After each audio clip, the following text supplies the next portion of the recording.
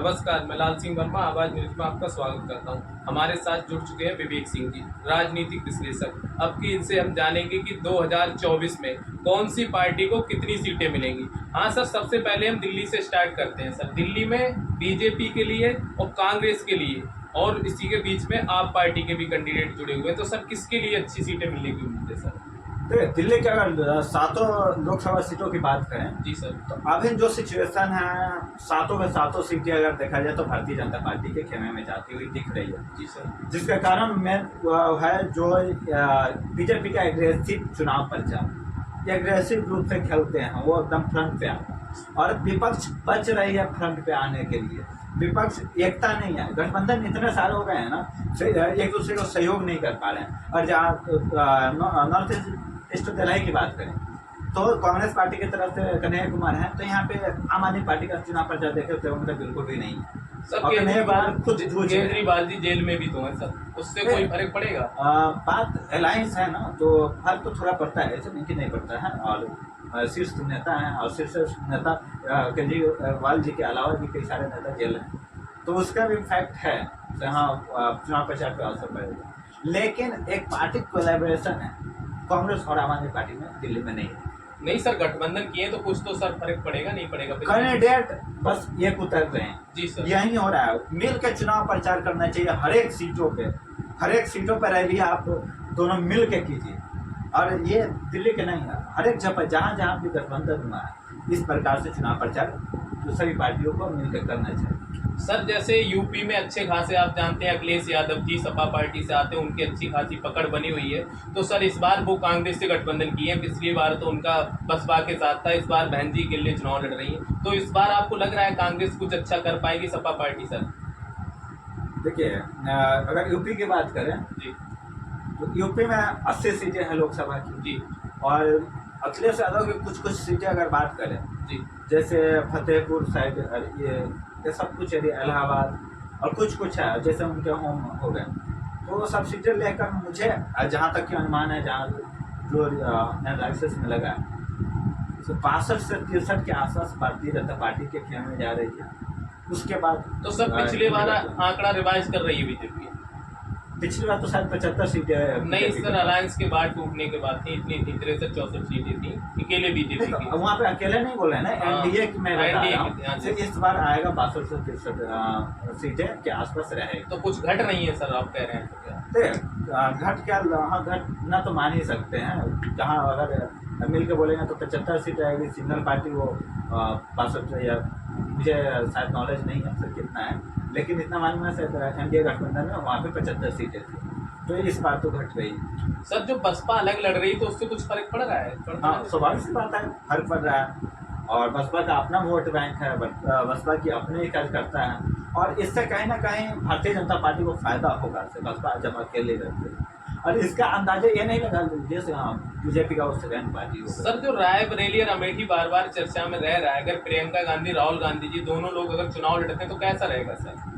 देखिए, आप पूरा सीटों का घोषणा हो गई ऐसे कहाँ से कौन से कैंडिडेट है, तो ये एक इमेजिन करने वाली बात है, जो चर्चा के मतलब उधर से मायने नहीं है, तो इसको ना करे तो ज़्यादा बेटर है। सर जो सबसे ज़्यादा हर समय फेमस रहता है, बिहार की बात करते हैं सर। बिहार में पिछली बार अलग अलग चुनाव हुआ था, कुछ गठबंधन से हुआ था, इस बार भी बीजेपी में चले गए, नीतीश जी आ गए हैं, यानी कि जो गठबंधन हो गया, तेजस्वी यादव जी अलग हैं, आरजेडी कई पार्टियों का अलग लाइन चल रहा है, कांग्रेस भी है उसमें। तो सर अब की आप बिहार को कैसे देखना चाहते हैं सर? नहीं, बिहार का राजनीतिक समझ देखिए तो बहुत डिफिकल्ट है। बिहार की राजनीति, बिहार के लोगों को समझना बहुत डिफिकल्ट है।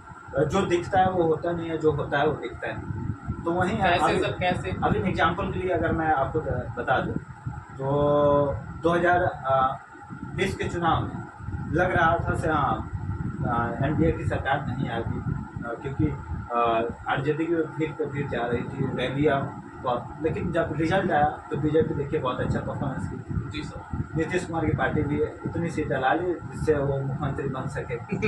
तो ये चीज़ें रहा, तो इसलिए चिराग पासवान को भी देख लीजिए, तो वो बहुत सारा एग्रेसिव चुनाव लड़े थे, लेकिन उनकी सीटें नहीं आई थी, विधायक उनके नहीं आए थे, एक ही विधायक था, वो भी बाद में टूट कर चला गया था जेडीयू। तो यही बिहार को समझने के लिए बहुत, अभी देखिए अगर तेजस्वी यादव की बात करेंगे तो उनके रैलियों में बहुत भीड़ देखते हैं, जिसके कारण जातीय जनगणना भी है। बिहार में एम आई समीकरण चलता है, एम आई का समीकरण जो देख रहा है मुस्लिम यादव का। हाँ, मुस्लिम यादव। तो उनके रैलियों में मतलब भर भर के लोग जाते हैं, लेकिन रिजल्ट क्या है कि ये अनुमानित कोई भी नहीं लगा सकता। लेकिन कुछ सीटों की बात करें जो भाजपा 30+ रहेगी। तो sir NDA versus India, sir इसमें कुछ प्रभाव पड़ता नजर आ रहा है तो आपको? प्रभाव पड़ा ना, पिछली बार 40 में 39 सीटें एक सीट NDA आ को रही था। है। हाँ जी सर। तो इस बार 30 लगभग 10 सीटें जा रही हैं, तो फर्क तो पड़ ही रहा। तो सर ऐसे तो लग रहा है आंकड़ा कि हर जगह सीटें घट रही हैं क्या सर? देखिए, हर जगह नहीं, राजस्थान की बात करेंगे तो सीटें बढ़ रहा है, सर पंजाब में भी तो। और पंजाब में भी देखिएगा तो भारतीय जनता पार्टी की सीटें बढ़ेगी जी सर। पिछले बार की तुलना। और इस जगह की बात करें तो चीज़ें वहाँ पर और देखिए, ये पता है 400 पार 400 पार। जी सर, हाँ 400 पार पे मैं भी आने था सर। 400 पार आना पॉसिबिलिटी है नहीं, क्या? ये कभी पॉसिबल नहीं है, और भारतीय जनता पार्टी के लिए, किसी भी पार्टी के लिए पॉसिबल नहीं है। भारत की लोकतांत्रिक देश जी है, और सर। आप चाह रहे हैं यहाँ से, हाँ 543 में मैं ही 400 ले लूँ, मैं भी 450 ले लूँ, तो भारत के लोग तो शायद ये उम्मीद पे आपको नहीं उतार सकते से हाँ मैं आपको 400 पार करूँ। लेकिन सर बीजेपी 400 के चक्कर में बहुत गर्म जोश से प्रचार कर रही है। देखिए, हर ये जगह चुनाव- देखिए कितना सुनिए, मजबूती तरीके से खड़ी हो ये रही चीज़ों है। को आप समझिए, ये चुनाव का स्ट्रेटेजी है। चाहे लोगों के मानसिकता को बदलने के दिमाग में डालने के लिए 400 पार रिपीट कर दिया गया, और इसको विपक्ष समझ नहीं पाती है, उसी को बार बार रिपोर्ट कर देते हैं। ये चुनाव प्रचार का एक एजेंडा है 400 पार। हमारा आपसे लास्ट क्वेश्चन है कि अब की बार बीजेपी और एनडीए या इंडिया गठबंधन के लिए कितनी सीटें आने की सर पॉसिबिलिटी है? कुछ कांग्रेस बढ़ात करेगी अपनी, या सर उतने पे ही रहेगी? सर बताएंगे इसके बारे में। देखिए, अलायंस है तो बढ़ेगी, लेकिन सरकार बीजेपी की आ रही है, जो एनालिसिस किया गया है उस हिसाब से समथिंग अगर रिपोर्ट करें तो कुछ टारगेट 315-16 मतलब इस आसपास में भारतीय जनता पार्टी सरकार बनाए। चलिए विवेक जी, बहुत बहुत धन्यवाद। इनसे हमने बात की तो उन्होंने एक ही बात कहा कि बीजेपी सरकार 400 तो पार होना खैर मुश्किल बात है, लेकिन 300 के आसपास सीटें ला सकती है। यानी कि इनका कहना है कि कहीं ना कहीं बीजेपी सरकार बनती अब भी नजर आ रही है। बहुत बहुत